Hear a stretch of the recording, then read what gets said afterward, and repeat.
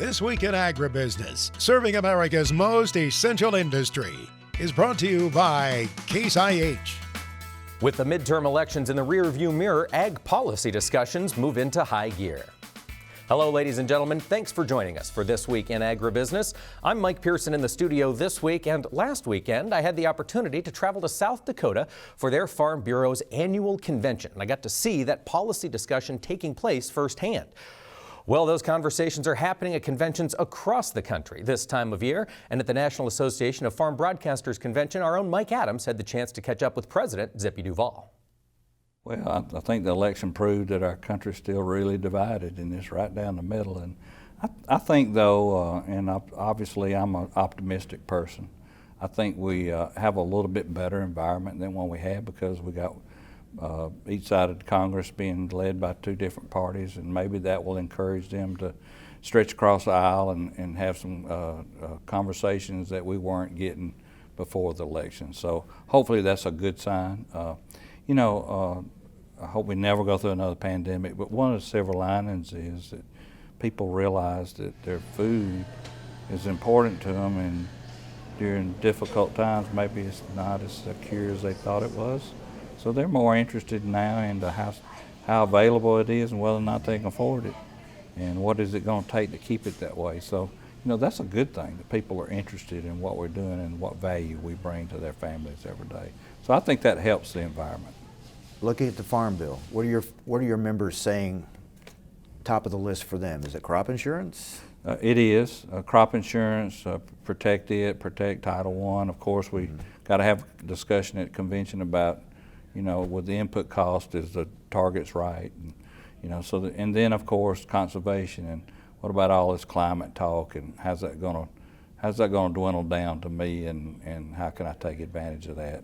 And our stand is, if it's voluntary, market and incentive based, our farmers have proven they'll always step up and do what they got to do to continue on that route of being climate sensitive.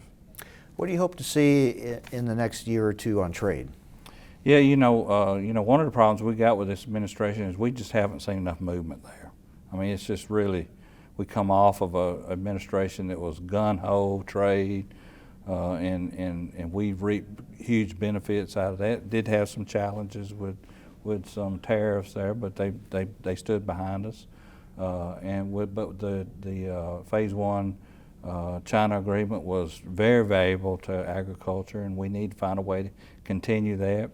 Of course, they did do the Indo-Pacific agreement, but they didn't open up the markets for us. So really, at the end of the day, it really didn't do anything for us. So got to find a way inside that market in that Pacific Rim and take advantage of that growing middle class.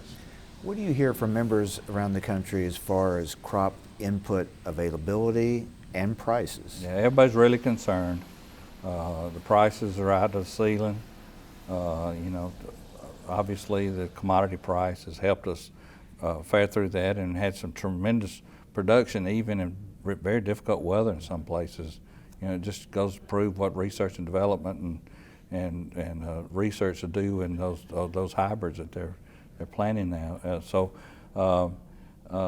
But the cost of it and availability of it, and getting our crop out and getting those products in for us to grow the next crop is going to be a challenge. We're facing a railroad strike right now, and with low levels in the Mississippi, not enough truck drivers.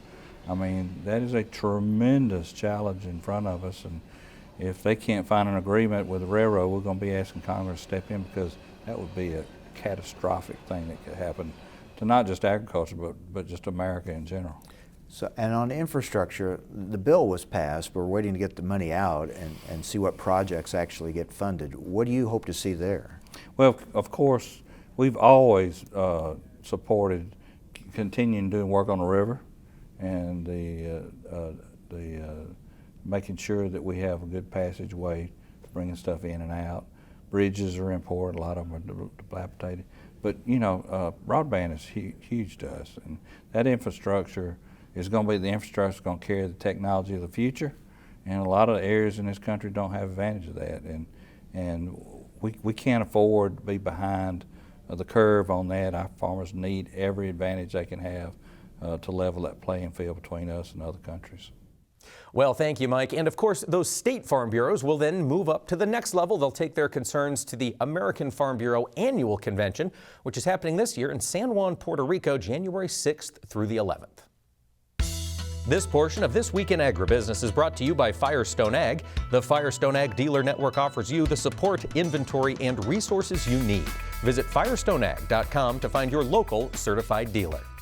Planning ahead for next year is something farmers do in the downtime after harvest, and one of the costs they'll be planning ahead for is fertilizer. Crop nutrient prices have been volatile for the past year, and joining us for an update on those prices right now is Josh Linville, the Vice President of Fertilizer over at StoneX. And Josh, thanks for joining us this week. Absolutely. Appreciate you having me on. There are a lot of concerns right now in the ag industry as a whole about transportation difficulties between low water on the Mississippi and a potential railroad strike coming here in December. Josh, what's that doing to the fertilizer market? Yeah, very quickly, the fertilizer year 23, the storyline for this is very, very quickly becoming logistics for North America. What we're very quickly finding out, or those outside of the industry are finding out, just how important these avenues are. Looking at the river, how much product moves up and down the river system. I mean, from a specific fertilizer standpoint, this has been devastating trying to move product from point A to point B. There's been a lot of people upset saying, hey, I'm seeing some of these global prices drop. I'm seeing some Gulf of Mexico prices drop. Why are my inland prices not dropping as well? This doesn't seem like it makes sense. The problem is it's that river. We have these choke points. The water levels are so low, they can't move normal tonnages. They can't move normal sized barges up and down those choke points, so they have to lower it. Well, the barge lines, they want to continue to make the same kind of money they're used to making, so they up those rates. And so you see a situation where, yeah, the Gulf of Mexico price, the global price is dropping, but you're not seeing it inland because that cost of moving it from point A to point B has moved up so much. And then we start talking about the rail situation. Now, I am still an advocate that I hope and I pray that this doesn't turn into an actual strike. I hope that they can come to terms on this. But if it does, I mean, it is going to be devastating for the fertilizer market. It's going to be devastating for commodities around the whole North America. It certainly will. All eyes will be on that issue as the calendar flips into December. Josh, you mentioned those global prices have been trending down. On the nitrogen front specifically, let's talk about that price at New Orleans. What have you seen on urea? Yeah, so when we came into the summertime, we dipped down to a low. We carried over quite a bit over to the spring. It was a disappointing spring, lowered corn acres than what we had expected to see, lowered application rates, which was expected to a certain extent. But even globally, prices started to fall. We started to see countries like Russia was exporting, China started to return.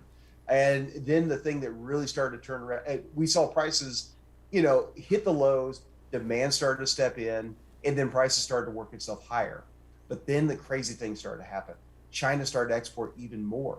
And the big one was European natural gas prices, which had gone up as far as $100 an MMBTU, are now back down to the 30s. Plants are restarting. New supply that wasn't expected. Demand is falling off because those European buyers no longer need to buy from outside of Europe. That completely changed the context of the global S&D. So that helped lower the price. And now here we sit. We are only about $90 a ton away from the lowest price we saw this summer. We're about $200 a ton lower than the highest price we got to this summer. Now that's in New Orleans. Josh, what are you seeing farther upriver? Are those price gains, I'm guessing, not as great for those folks further inland? Yeah, I would say the inland markets never truly saw the highest of the cost because that system typically drags behind. It's not a one-for-one type move. However, same thing on the way down. We're also not seeing the price fall nearly as fast as what we're seeing around the world. And again, a lot of that has to do with the logistical situation. If you can't move product efficiently from point A to point B, the price is going to struggle to drop like it would normally do. It certainly is. Josh, and to that end, I imagine for producers, the best thing they can do is get in touch with their retailers early and often. It's the biggest thing we've continued to tell everybody. Our biggest piece of advice out there, continue to talk to your supplier. And I'm not saying we have to buy it today. I'm not saying we have to exchange money or anything like that. But they are doing a tremendous amount of risk. They need to have a lot of your information. They certainly do, folks. And we'll be back for more on the fertilizer industry with Josh Linville of StoneX. This portion of This Week in Agribusiness is brought to you by Firestone Ag. Harvey Firestone invented the first pneumatic farm tire, forever changing what it means to farm hard. Visit firestoneag.com to learn more about this history and tire solutions for today. Welcome back. We're discussing the fertilizer market with Josh Linville, Vice President of Fertilizer over at StoneX. And Josh, last year we saw a lot of farmers applying anhydrous ammonia well into the fall. What have you seen this year for that fall application window? Yeah, this fall was always going to be hard because last fall, by our estimations, was probably the biggest fall application that we've ever had for anhydrous. And so anything we did this fall was going to kind of struggle to pale in comparison. So it has been a decent run, but I would say even based on what we expected, so far disappointing. Weather has been a little bit of an issue, rainfalls and too dry in some areas. You look at the high cost of it. When you look at the cost of anhydrous versus that of like urea, it's a very, very high cost. And you've got some farmers looking at switching or at least dragging their feet to wait to see what happens. So it's still too early to say. There is still a situation where we could have this run go clear up until Christmas. That's not an expectation, but it's certainly something we need to watch for. But right now, it's too early to say, but I would say at this point in time, it's on the disappointing side. All right, Josh, looking at other domestic production, Florida, of course, a hotbed for fertilizer production, impacted by two hurricanes, Irma and Nicole. Did it throw off U.S. production much? Fortunately, no. And I'm telling you, we dodged a major bullet there. We dodged a bullet that most will never fully comprehend. That hurricane that came up through the Gulf and was supposed to hit Tampa. If you look at the devastation on the coast just south of there where it did make landfall, and look at how it just completely wiped it off of the face of the earth. Had that hit that Tampa area, that would have wiped out Mosaic's phosphate vessel loading capabilities. It would have just taken it all out, and there would have been no way of moving that product. That would have shut off, their production. It would have, curtailed all of their ability to load vessels. It would have been devastating. But fortunately, we lost maybe 150, 250,000 tons of production in the whole scheme of things. That's not much. All right, good news there. Glad U.S. production continues. Josh, we've also got production around the world. I understand potash exports from Belarus have been, constrained for the better part of the past year. Are they starting to improve? Not really. They do continue to move a little bit of product, railing it through Russia into places like China and things like that. But for the most part, they're still landlocked. I say for the most part, they are landlocked. Back on February 1st, Lithuania sat there and said, for what you're doing, we are not going to support you any further. They shut their borders. They no longer allow them to move their product up through their country and out through their ocean ports. And this was a very, very fast thing that Belarus has not been able to move around. It's not like you can just all of a sudden decide, hey, I'm going to build new rail capabilities to the east. I'm going to build new ocean ports to load my stuff out of. It's not like they can move it south through Ukraine. So yeah, at this point, Belarus continues to be locked out of the world market for the most part. This is something we continue to see, at least for the next year or so. Now, eventually, we believe they'll build new channels through Russia to make their way out to the world. We'll see them come back to the world. It's just a matter of what that avenue looks like and how long it takes to build that structure. Josh, you mentioned the importance of being in contact with your supplier this year from a farmer's perspective. Are there any other points growers should note as they look ahead to the volatility in the fertilizer market this next year? Yeah, and that's a big thing. Volatility is not going away. A lot of people sit there and say, well, if we wait a little bit longer, we're going to go back to the way it was, but prices just don't move. I don't foresee that happening. There's too many big events happening around the world. And the thing that scares me the most is that we go buy our fertilizer and we see grain prices fall out of bed, or we sell our grain and then we don't do anything on fertilizer and prices go sky high. Our big thing we're being an advocate about, look at it from being an import or an input and an output. We want to lock up our inputs and sell our outputs and lock up that margin. We want to look for the opportunities where there's value and lock those up. Because otherwise we're speculating. That's what it's all about, folks. Josh Linville, Vice President of Fertilizer at StoneX. Thanks for joining us this week. Chad Colby's look at agriculture technology comes your way next, brought to you by the IBM Watson Decision Platform, combining AI with Internet of Things data to help agribusiness increase yields, improve quality, and drive sustainability. Well, for a lot of us, those winds of winter have come whipping down the plains and bringing with it a certain chill, and that makes some of us wonder how we could stay a little more warm this winter. You know what, Mike? On this week's tech segment, I actually got a request from Max. he asked me if I had used the cordless batteries for any of the cordless heated jackets. That's right, Milwaukee and other companies utilize the batteries to have heated jackets. And as you can see from this display, there's a lot of different types. They have different types of heating elements. There's, of course, different styles of jackets. In fact, they make sweatshirts, vests, long sleeve jackets. They have them all. The one I decided to go with was the full-size jacket. Now, it does have two heating elements in the front. The interesting part about that is you can actually control them independently. I was really impressed with the claim on the back of the jacket, and I have not tested myself, but it does say it can last all day. Now, I did read the fine print. That's not on the hottest element. I believe on the lower settings it'll run all day, but 12 hours is a long time. The kit's pretty neat, though. It comes with the compact charger, a battery, a cord, all that's included inside the box. Once I got it home, it was time to kind of check this thing out. It's been cold this last week, as we all know, so certainly had some great outdoor temperatures to test it, but you know how it is. You got to get home and test it yourself to see what you think of it. Once I got it out of the package, I looked at the stuff that came with it. Again, here's the little compact charger, and I don't know if you've seen these before. These you can buy independently, but the nice part about them is it will allow you to have some remote power. They also make this for the M18 battery as well. Of course, the battery that came with it wasn't charged, so I went out to the garage and I grabbed a fresh, fully charged M12 battery because, quite honestly, I wanted to see how this thing worked. So I threw the battery in it. Here, as you'll see in a minute, it's got a battery indicator on it, and it'll show that the battery is fully charged. And then the next step was to take this jacket outside and see how it works. The cool part is it's got a little compartment for the battery, so it doesn't interfere with the two common pockets in the front of the jacket. And this was a pretty blistery morning. It's 22 degrees or so outside. And I put it in, made sure it worked, and then you'll see right up on my chest, you can easily push the button, turn on those elements. It was garbage day today, so Mike, I walked out to the street a few times with garbage, and let me tell you, you could really feel this jacket putting some heat out. So Max, you called it right. This is a great addition, and I'm glad I took your advice. Well, thank you, Chad, for that update. It does look like an intriguing piece of technology, but we may need another update from you after it's seen some serious below-zero weather.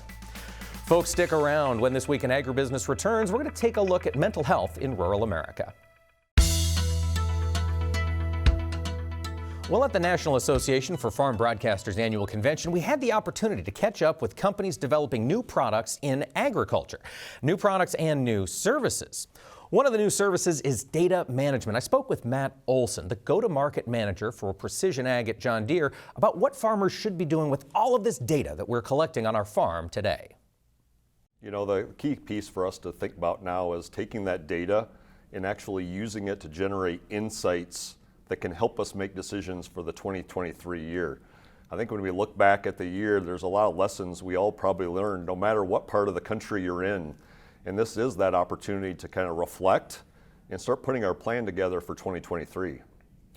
It's tough when we're in agriculture today dealing with the reams of data that we have. How can we manage it? What do you recommend for folks to put it in a system?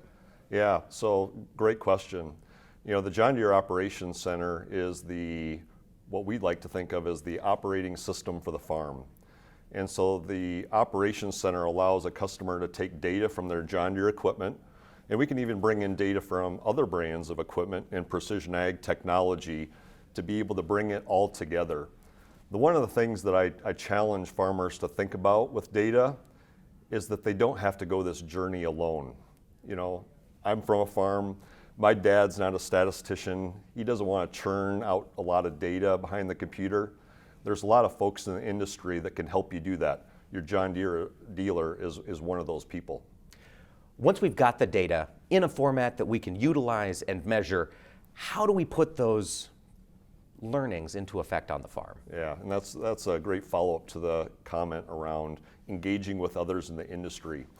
When you're working with agronomists, ag retailers, your equipment dealer, there's a lot of opportunities to have them work together in your data side by side, helping you to bring their unique perspectives and talents to say, what are those insights that I'm seeing from that data?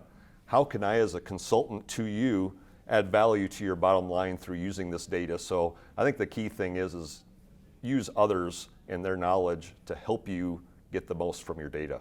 Those partnerships are so crucial. Matt, looking out longer term from the precision perspective, what else is next on the tracking front? Where else are we going to be able to mine data in agriculture? You know, the thing at John Deere is that there's so much innovation taking place in the industry. Connected software is a really important part of the John Deere Operations Center, in that we provide a lot of that foundation or the hub, and then the industry works together with that software to be applications. Think about your cell phone. We all have a phone, we load apps that meet our needs. We have connected software companies that have connections with that data, over 200 now. So a customer can look at, say, where am I in the country? What cropping system am I in? What are the needs and challenges I'm trying to overcome? And then there's various opportunities with that software for them to pick how they can use that to gain new insights. And farmers are taking the insights provided by this new data and they're changing their operations, and some growers might even be expanding. Well, we're seeing the same thing play out in the seed corn space. Wyffels Hybrids was on hand at NAFB, and we had a chance to catch up with Jill Carlson to talk about the growth that company is seeing. Well, the growth has been actually happening over the last 9 years. We've had 9 years of consecutive growth. And it's not just the growth that we've had, but it's that future. We're looking ahead towards the future. And with that in mind, we are excited to announce that we are opening a brand new site for Wyffels Hybrids right outside of Ames, Iowa. So right to the east of I-35 and north of Highway 30, that will be the next home of Wyffels Hybrids. What else is going to happen at this home of Wyffels in Ames? Sure. Step one, in the spring, we're going to break ground on a new production and distribution facility. That's kind of the first need that we have for that site. And then based on our growth and the next functions that we need, whether that's additional corn breeding, research, customer support, additional seed production, whatever our needs are at that time based on that growth, we'll address that with the new site in Ames. This new site is going to help Wyffels and farmers plant their independence across the country. Jill, what does that slogan mean to you? Sure. To us, Plant Your Independence is more than a slogan. It's really a rally cry. Every year, corn growers make a choice, and that choice is what they put in the ground. And what we're trying to raise awareness about is the fact that when you choose Wyffels, you're really choosing to plant your independence. You're choosing to plant family-owned. You're choosing to plant American. So we're encouraging corn growers across the Corn Belt to plant their independence this spring and plant Wyffels. And by working with Wyffels, not only can they plant their independence, they can work and help those who have fought for our independence by serving those who serve. Yes, so Serving Those Who Serve is an initiative that we started back in 2019, and originally it benefited Homes for Our Troops. And looking ahead for the 2023 season, we're changing that up a little bit, and we are benefiting an organization called Farm Rescue. Farm Rescue comes in for families in need, whether that's an injury, illness, or even a natural disaster. So if they're down one on the farm, Farm Rescue will come in and help with planting, harvesting, or feeding livestock. So we thought this was a great way for us to give back to the farmers throughout the Central Corn Belt. Well, thank you, Jill, for that update from Wyffels Hybrids. Folks, you can learn more on their website at wyffels.com. And I do want to follow up on Jill's comments about Farm Rescue. It's an organization that has existed for some time, and they have been doing a lot of great work here across the United States, helping farmers in times of trouble. If you're interested in learning more about that organization, you can visit their website. You can find them at farmrescue.org. And stick around for more This Week in Agribusiness. We're going to get into Greg Sollier's weather outlook for the week ahead when we return. This Week in Agribusiness, serving America's most essential industry, is brought to you by Case IH. Thanks for joining us here for This Week in Agribusiness. It is a volatile time in agriculture with input prices surging and commodity prices highly variable, and that can create stress on the farm. Recently on This Week in Agribusiness, we've been talking about mental health, and our friends from FMC are helping us put together this series, Cultivating Mental Health. Max had a chance to catch up with an old friend of his. Mike, it's a gentleman we've known for quite some time joining us this weekend. Longtime agribusiness industry executive Jeff Winton. And goodness gracious, we go back many years indeed, Jeff, but I want to talk about your latest passion, something that is very, very important to you and that we've been talking about in recent months on This Week in Agribusiness, and that's farmer mental health. You've started a nonprofit in that regard. Yes, indeed. And Max, it's a pleasure to see you again after all these years. It has been some time. A year ago, we launched a new organization called Rural Minds, and we are specifically focused on shedding a light on the stigma and the suffering that is occurring in rural areas across this country because of mental health issues, suicide ideation, and substance use disorder. This is something very personal to me. My nephew, who worked here on the farm I'm speaking to you from in upstate New York, died by suicide when he was 28 years old, leaving behind 3-year-old twins. And it was a real wake-up call for my family and for the community that we had an issue on farms and ranches, small communities, mining villages and fishing villages across this country. And there wasn't really adequate resource that was being allocated to address this like there was in urban and suburban areas. So we're solely focused on people that live in rural areas, which, as I'm sure you're aware, 65 million Americans live in what's considered rural areas in this country. That's a huge part of the population. Many people say after it happened that they had no idea, and there's that sense of helplessness of, if we'd only known, if we could have done something. I think there's that grieving burden that goes along with the loss of that family member, that loved one, that neighbor. And this is a particularly tough time of the year, too, it occurs to me. Sometimes we look around the Thanksgiving dinner table as we have this weekend, and there's somebody not there. And maybe this is a great time to be addressing this and to share with folks that there are resources and where we can find them. Yeah, absolutely. Well, first of all, there are plenty of resources available. And if your viewers would go to ruralminds.org, we have a part of our website that has congregated a number of these resources that are available. When we launched a year ago, we realized that there were ample training courses and resources out there, but they weren't getting in the hands of the people that necessarily needed them, the people that we serve. So rather than reinventing the wheel and developing new materials, we have put everything together again on our website. And that would be a good place for people to go because there's a lot of documents on there about how to have a difficult conversation. But more than anything, we tell people you just need to listen. People that are dealing with mental health issues, people that are dealing with the potential of suicide, just need one sympathetic person to listen to. You don't have to be a trained professional. I'm not a trained mental health professional. I'm just a family member of someone who was lost way too soon to this emergency pandemic that's spreading across this country. And people can do that very easily without having to feel that they're required to give advice or counsel. Ruralminds.org. We're sorry for your loss indeed, Jeff. And, maybe we can save some other folks, make a real difference through your voice and the folks at FMC who are helping make our series possible. And that special edition of Farm Futures, by the way, we'll put that code on the screen so folks can download it if they don't already have it, if it didn't already come in their mailbox on the rural route. Jeff Winton, ruralminds.org. Mike.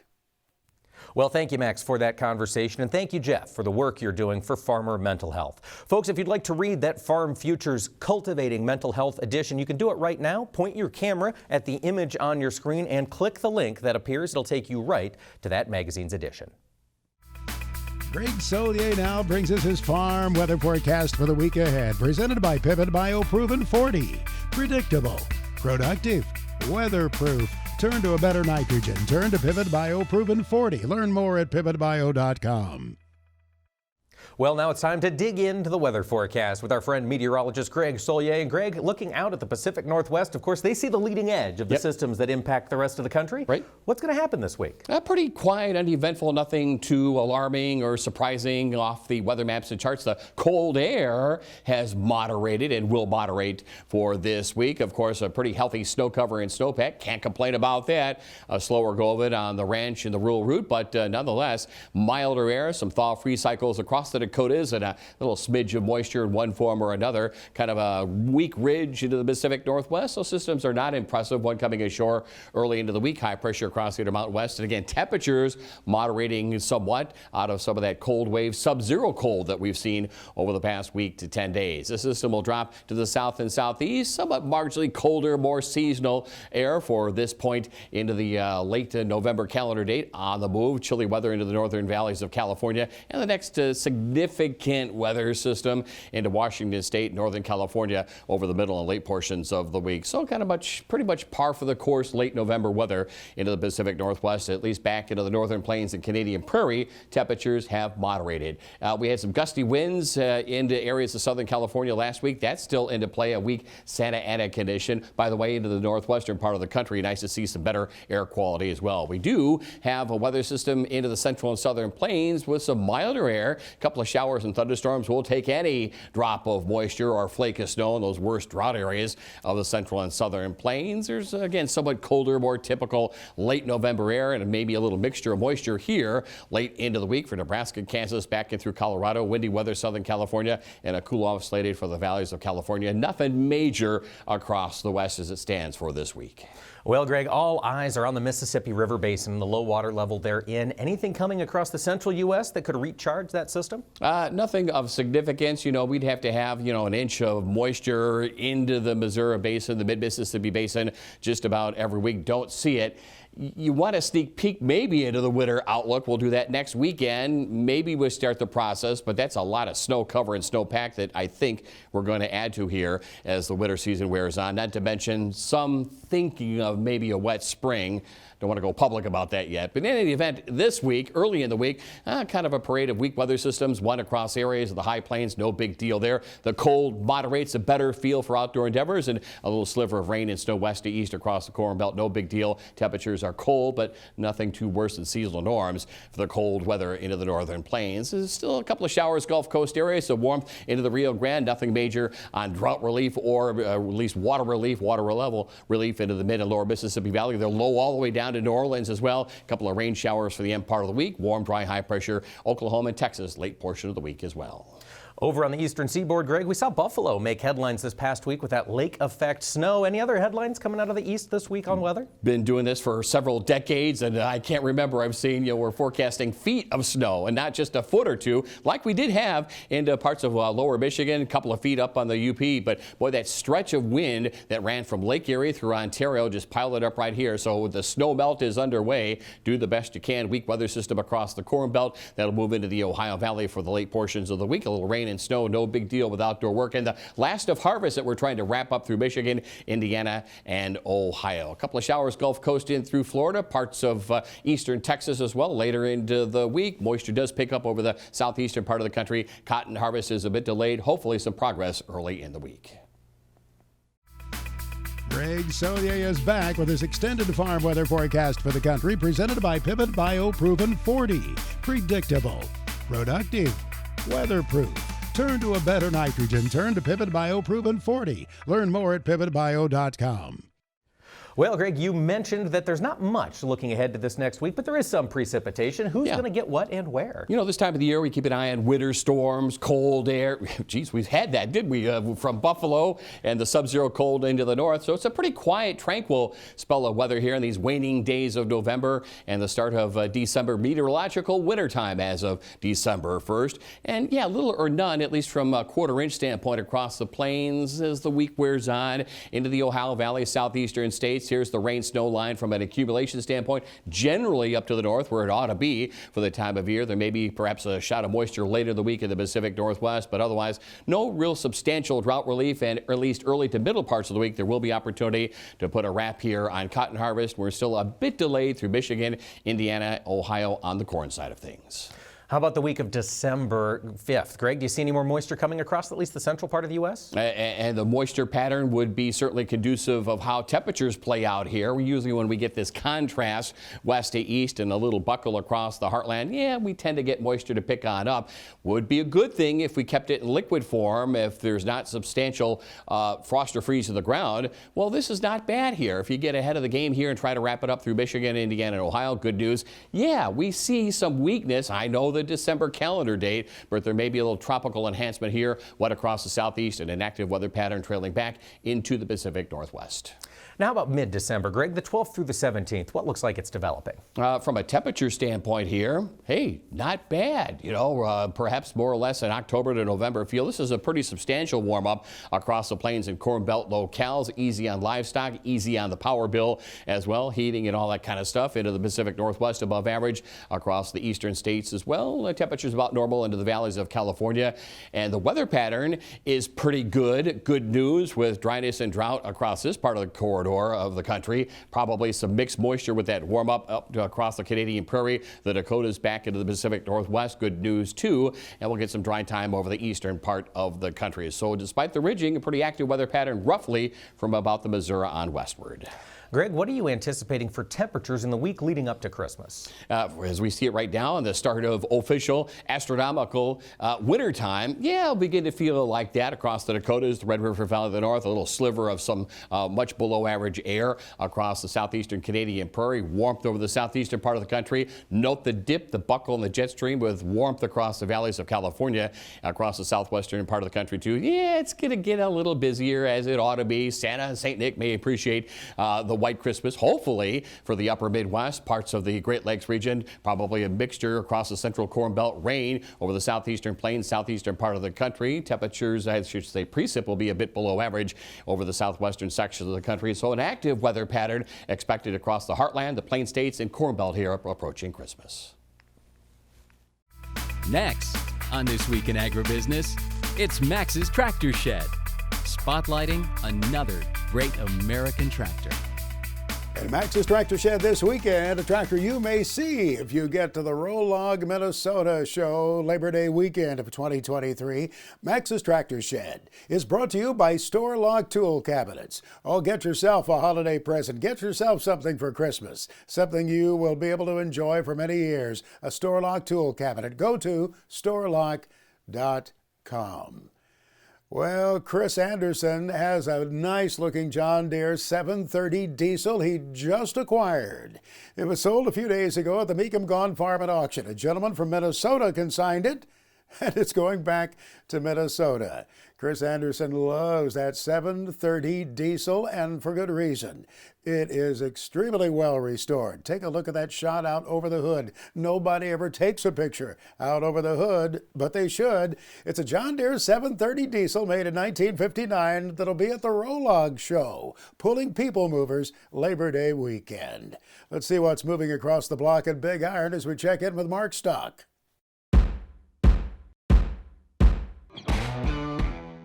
Folks, the last auction we have in November features over 1,500 items from sellers, once again, all across Mid-America. Lau Farm Corporation is retiring out of Denver, Iowa. They've got 119 high-quality items, including a 2012 Kuhn Krause 6200 Series 24-foot mulch finisher. Kurt Mankey is retiring from Buckland, Kansas. They've got 26 items, including a Ford 876 Designation 6 four-wheel drive tractor. James R. and John R. Williams, they're retiring from Lodgepole, Nebraska. They've got 79 items selling to the highest bidder. David Hinders is retiring from Canyon, Texas. They've got a Case W14B wheel loader. Dale and Eileen Hutchins, they're retiring from Gouda Springs, Kansas. They have a 2000 year model John Deere 9200 four-wheel drive tractor, and Max in Dundee County, Nebraska will be selling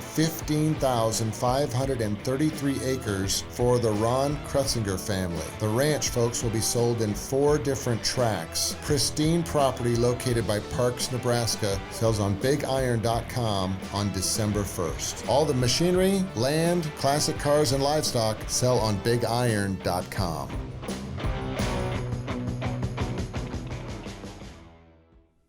Well, elections are certainly in the air, and it's time for us to check in with the leadership at FFA across the country. Joining us this week is Natalie Beckendorf. She's the Minnesota State FFA Vice President for this year. And Natalie, what are you excited about as you look to the year ahead?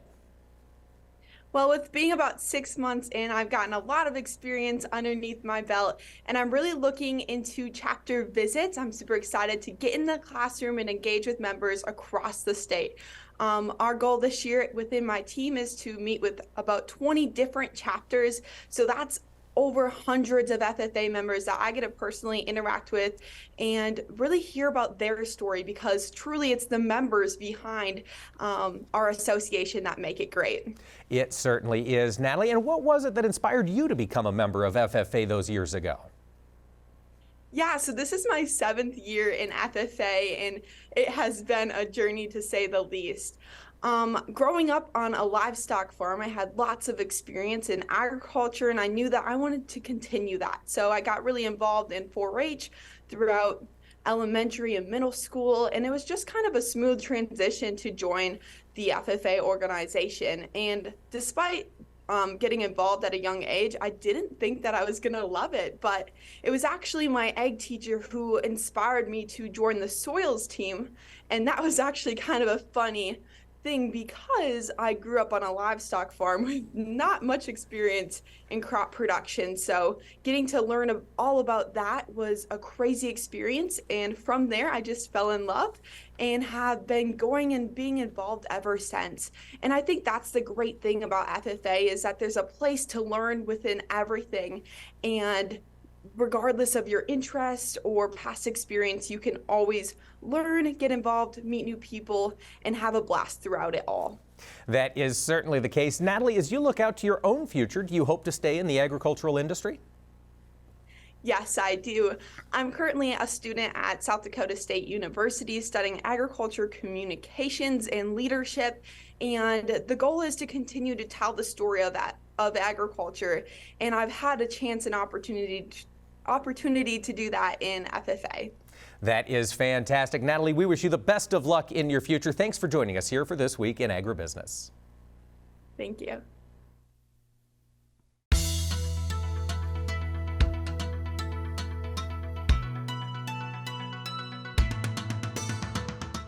Commodity organizations across the country are planning ahead to that next fiscal year in this period of volatility, and United Soybean Board is no different. While at NAFB, our colleague Mike Adams had the chance to catch up with Megan Kaiser, USB's vice chair, and discuss what they're planning to do heading into this next year. We just passed our budget in July for FY23. We've launched into that fiscal year now. But we're constantly looking behind and looking forward. And so we do that by using market intelligence. We bring in really dynamic speakers to give the board some insight about what's coming. At the December board meeting, we're going to hear from climatologists. We're going to hear from economists. We're going to hear from even the oil refining industry about what's the potential for crush and production of renewable diesel in the United States. But we are constantly looking behind too and saying, okay, we made these investments. What were the outcomes? How can we better make sure that farmers have that information, our end users have that information, and kind of being the place where you can go to look and find out, new tools that are available to farmers, new opportunities that are available to us, but also that somebody who wants to utilize U.S. soy has good information to make those decisions. So the evaluation process is always ongoing. It is. What are your priorities for 2023? For 2023, we focus mainly in 2 separate areas as we look at supply. So what do farmers need from USB? We kind of then separate that into innovation and technology. What are the new tools that we need to utilize? We look at infrastructure and connectivity.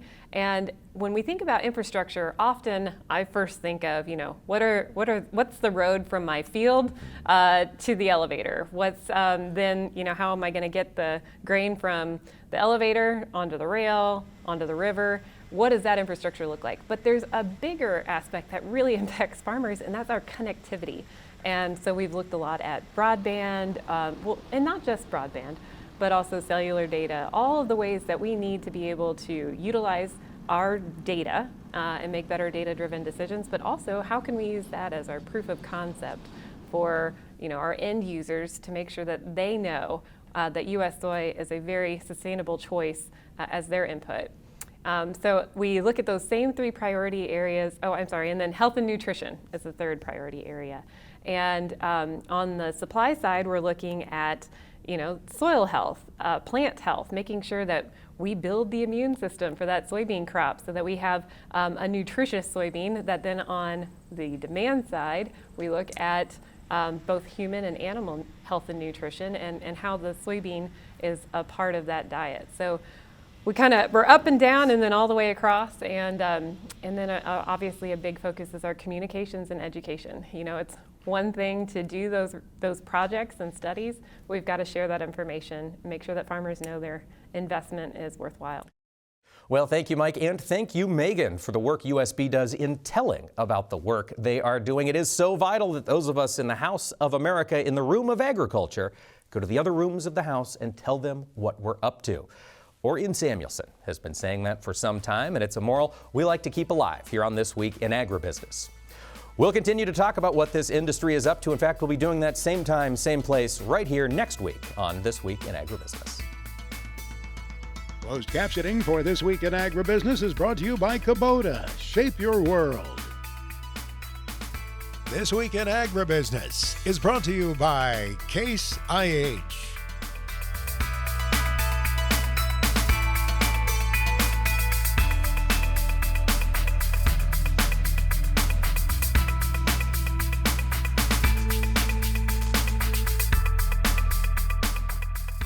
This Week in Agribusiness is produced by Omax Communications in association with 22 Creative Group.